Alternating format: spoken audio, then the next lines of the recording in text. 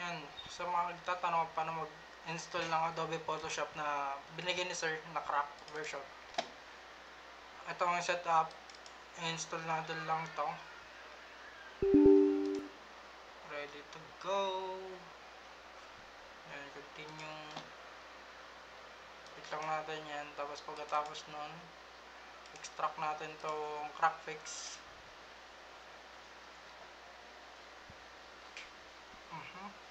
Yan. Then wait lang natin to. 29 seconds.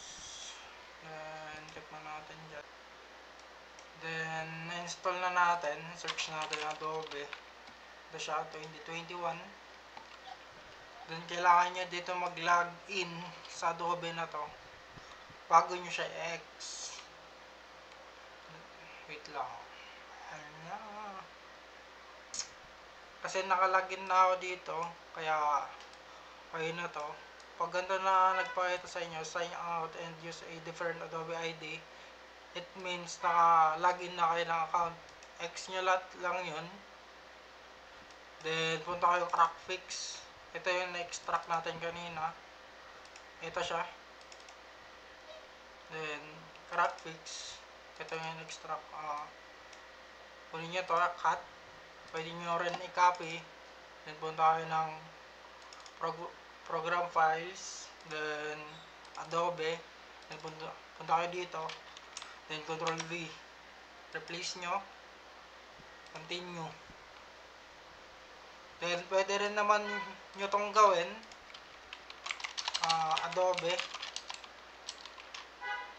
Wait, delete lang natin yon. Ay, hindi. Pwede rin naman ganito na lang.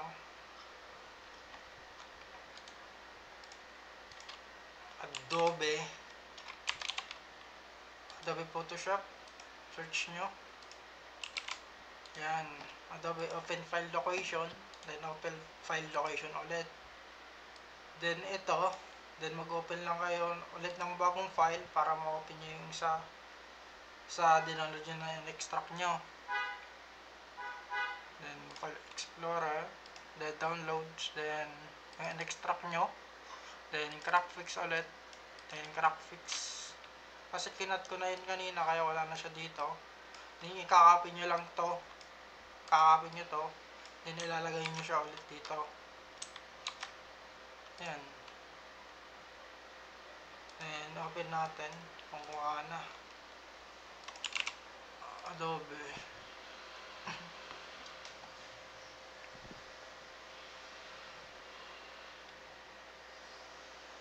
Okay na. Okay na siya. Wala na siya nagpapakita na login, anything.